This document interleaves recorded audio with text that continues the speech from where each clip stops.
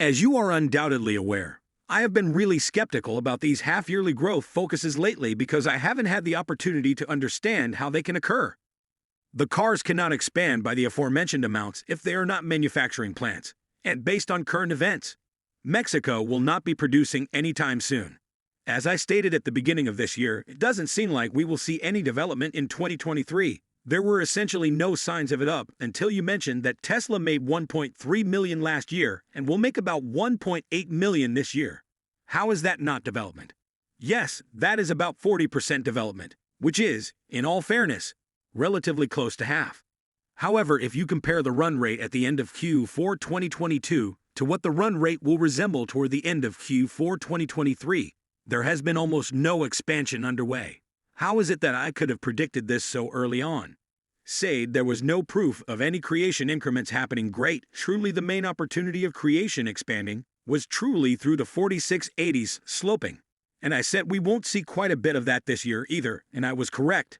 And no 20 million deals is scarcely any, and we were truly informed this too by Elon on the Q4 profit call that 4680 deals will not be sloped until 2024. Not many individuals appear to review him saying that, and nobody truly discusses it. Most financial backers appear to be more energized on FSD and the capability of robot, which likewise doesn't yet give off an impression of being a lot nearer yet. It is early days with rendition 12 still. And we still can't seem to see what the new net is equipped for. Tesla, truly you anyway, have an outstanding ADAS framework, yet still far from any of us confiding in our kids' life in their unattended, so it was not exactly that large a shock to see no improvement in 4680 deals, and no significant expansion underway in Berlin or Texas. There should be manufacturing plants to deliver the things anyway.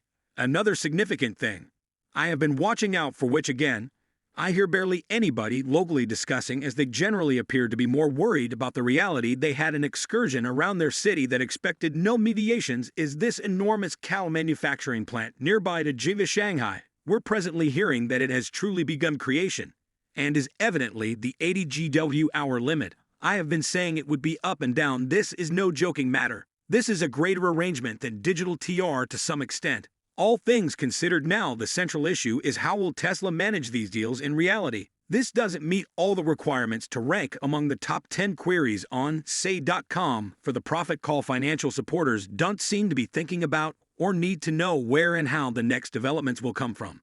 I imagine that maybe they are just expecting Tesla to figure out a way that everything is possible for someone who is truly determined.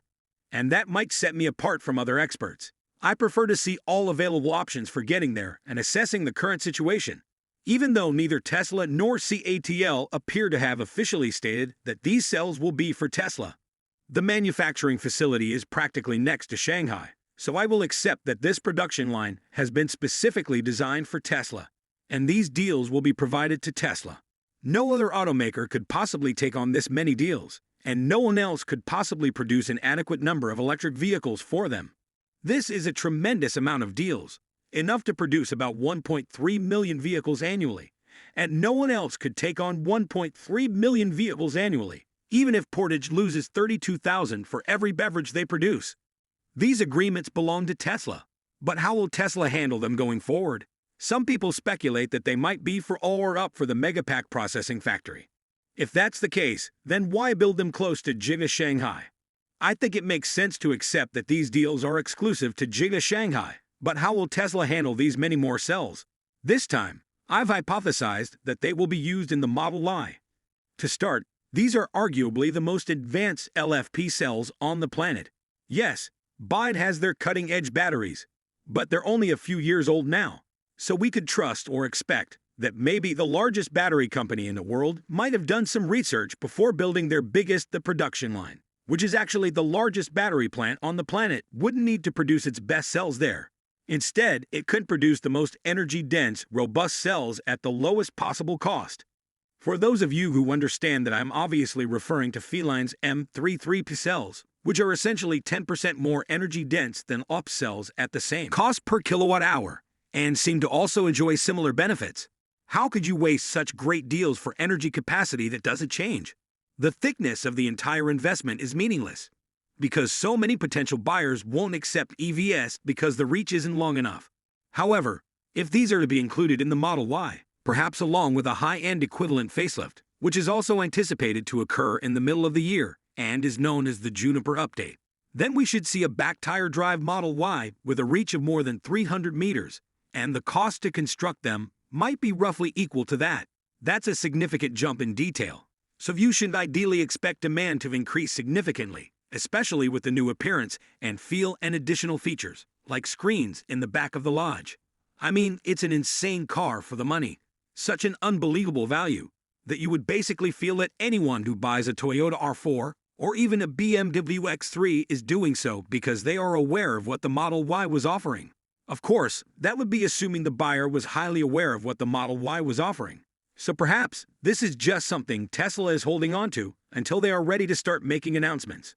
I'm not sure if these deals will also apply to the made-in-China Model 3s, assuming they are the high country will be approximately a 300-mile range, which is unusual given how everything is working toward meeting these EV specifications. These kinds of reach are very high, and Heritage wasn't able to achieve this level of reach with the same vehicles using highly energy-thick nickel-based cells with batteries that cost between 30 and 50% more than Tesla's, and that's without using auxiliary battery packs. The EV market needs to grow, and since Tesla is the primary supplier, it really depends on Tesla to produce more EVs, push them out to buyers, and educate them about the advantages of owning an EV. There is no incentive for inheritance orders to do this because they lose a significant amount of money on each vehicle. There is no doubt that Tesla's lead is so far ahead that it is completely inappropriate. All right, let's get back to the initial question about Tesla's development and where it will originate from. Well, perhaps it will test to consume roughly 120 grams of European Union transactions at this time. This new CTL processing machine has an output of 80 watt-hours. However, at this point in time, it may be tested to use up to 120 grams hours during transactions. This new CTL plant is 80 hours longer than the previous one, or a 67% expansion in deals, which is significantly more than half. However, if we assume that they will all be reserved for JV Shanghai for the ongoing creation and not expanding the processing plants there, how is that any development? Well, it's not really related to vehicles unless Tesla decides to send these LFPCs to the US or Berlin and use these phones to slope their creation there, as there is still a limit in since Texas and Berlin are only operating at 30% capacity. This is conceivable, but, in my opinion, a bit unrealistic. Right now, I believe there isn't enough demand to justify increasing creation by that much, which would require significant cost reductions in order to accommodate this unforeseen demand. In essence, given the continued acceptance of EVs and the current state of the economy, if Tesla sent away these old LFPCs, the models that those various plants produce wouldn't be as good as those coming from China, and as a result, they wouldn't likely offer as good an overall value or cost as much to deliver as the new ones. As a result, this would explain why Tesla chose to construct the new MEAP pack industrial facility in Shanghai rather than Europe. Given the continued cost of shares and this additional level of benefits, Tesla's benefit would have increased significantly and would now be almost 30% of total profits because it did not develop anything that could be compared to that in the most recent Q2 profit. This is why, in my opinion as a financial backer, it is a better deal than the digital TR.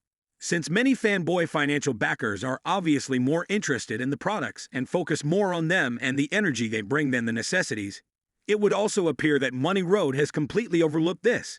Ideally, though,